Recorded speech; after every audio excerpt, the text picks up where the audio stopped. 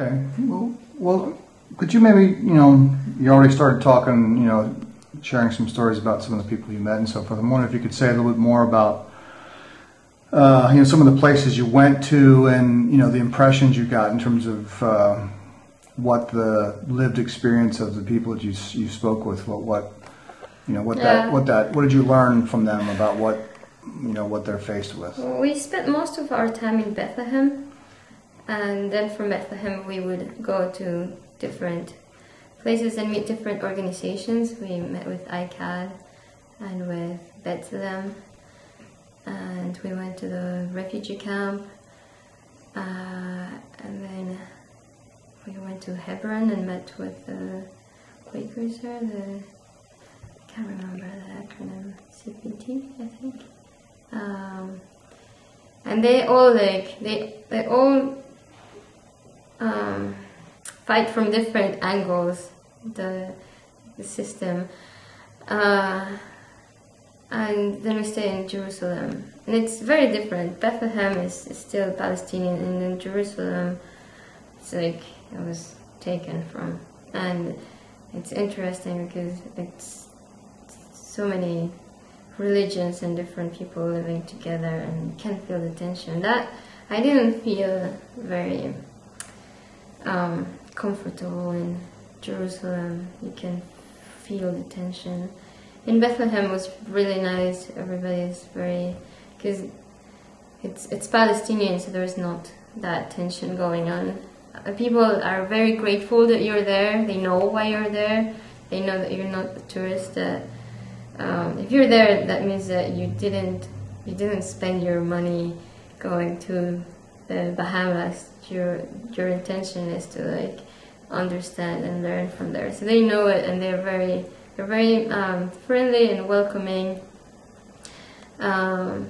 Most people that I would say most of the people that I encounter spoke English, or they tried to communicate. The idea that I don't know.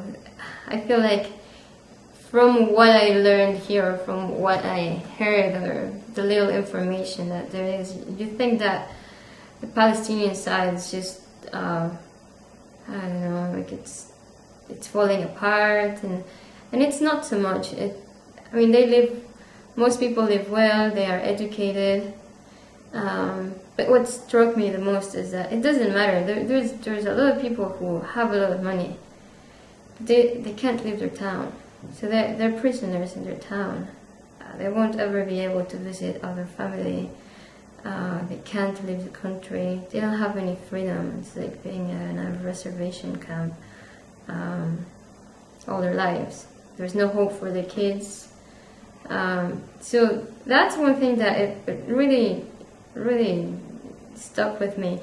The fact that there's no freedom. You have all the freedom you want within your little piece of land, and that is also restricted. Like there's other things, like they don't have water. You can spot Palestinian houses everywhere because there's black tanks on top of the roofs. And even in Jerusalem, they can use the excuse that it's hard to bring the water to their. But in Jerusalem, Palestinians don't have water, and their neighbors do. So there's no way to justify that. I talk to people, they have water once a month, if anything. So you go from there to a settlement next to it, and they have artificial lakes. That is very, I feel, that's really offensive if you're struggling every day to have a little bit of water, and then next to you there's a huge settlement that have sprinklers and even fake lakes just for decoration in the middle of the desert. It's just not right. And then I'm going all over. And then we went to, I think the one place that I still can't get out of my mind, it's the one that keeps me awake at night, is Hebron. I knew that it was divided I had an idea, but nothing that you have read before about the place compares to walking the streets of Hebron and then going into the souk, the market. So this is how we, like, our experience was. We got out of the bus and then we wanted to go to the mosque and the synagogue, which are together.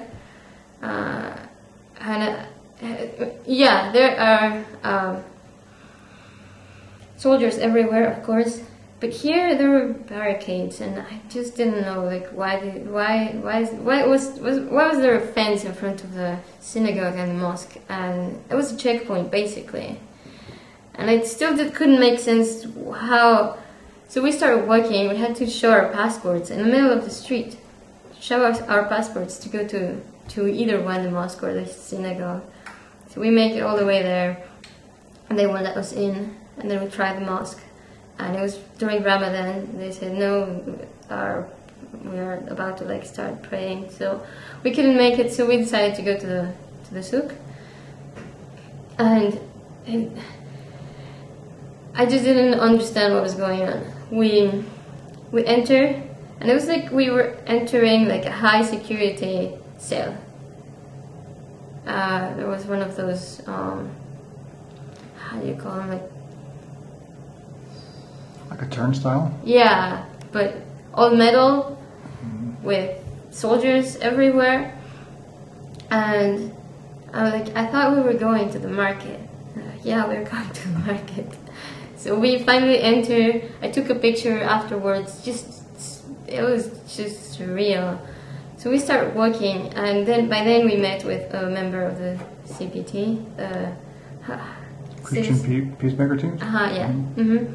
And he was telling us how, like, more or less, like, giving us information about how it was, like, why things were the way that they were. So half of the businesses were closed. They were starting to open. It was Ramadan, so it's a little bit hard to tell like which ones were closed forever and which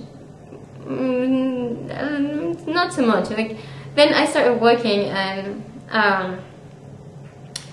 he told us to watch out from things that were coming from the upper level, and he was clearly nervous. Like, he was looking up for like something that could happen at any time. And then he showed us there's the market's covered with net, and the reason for the net is that, and I had no idea. Like, I thought settlements meant a group of houses in the middle of nowhere in the Palestinian side. No, settlements are like takeovers of anything, and that was the best example of it. It's the market, and then there's a second level, and the second level is a settlement. It's an occupied group of houses on top of the market, where ideological Jews live, and I've never experienced something like that, where like people do bad things just because they feel like they can do it.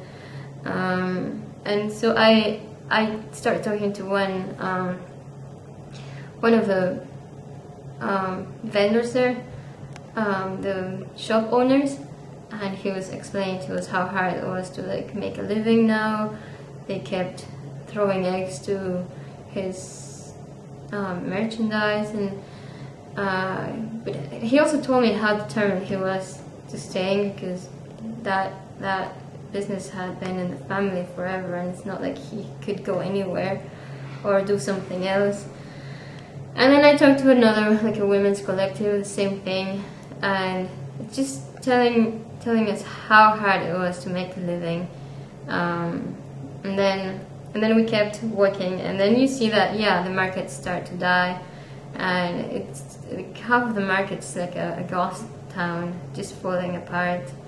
And this is a place where it was the center of all trade in Palestine, where people, if you wanted to buy something, you would go to Hebron, to that huge market, and now it's dying. So that was very hard to process. I've never experienced anything like that where you just see the violence there, and at one point I had to stop because I just couldn't take it anymore, and I felt really bad because I started to cry and I just couldn't control it. I've never seen anything like that. And then we went out around, and we walked on Main Street. Main Street seems like a war zone. They divided the town in two so that Main Street is an easy access for the settlement for the Jews, and the rest of the town, well, screw them. So people who live on one side of the town need to go to the other side. They have to like walk around, go through a checkpoint, and like waste a lot of time. And kids who have to go to school to the other side of the school, or the other side of the town, every day they have to go through a checkpoint where they get detained or teachers get detained. So one thing that struck me about the town was that kids are not happy. It's like their childhood is been taken away from them. They have gone through so much harassment every day. They're just, I've never seen kids like that, and that made me really, really sad. I saw a lot of kids, and they're not friendly as in other places, and I don't know, like if they can do that to their young population, it's like one more thing that they are, I don't know, one more thing they have to like fight against, having their children lose their childhood. All of the businesses on Main Street were closed. They have been closed for years after a massacre they massacred Muslims, and then they closed the street.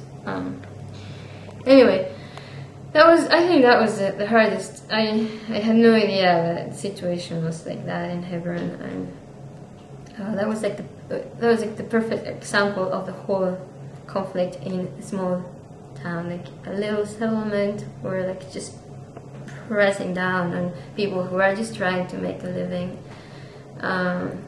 and everything. Just like there's so many soldiers for these. I think it's like 300 people. So many resources from Israel, so that these few people live happy. Without like taking into consideration the whole town, so that was just too much.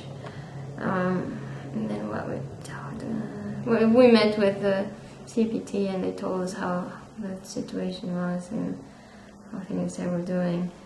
I managed to take some pictures. We went to the roof, and they asked us not to bring our cameras or anything, because there were military posts everywhere. Like if you go to the roof, you see soldiers everywhere, and it's like it's under siege basically.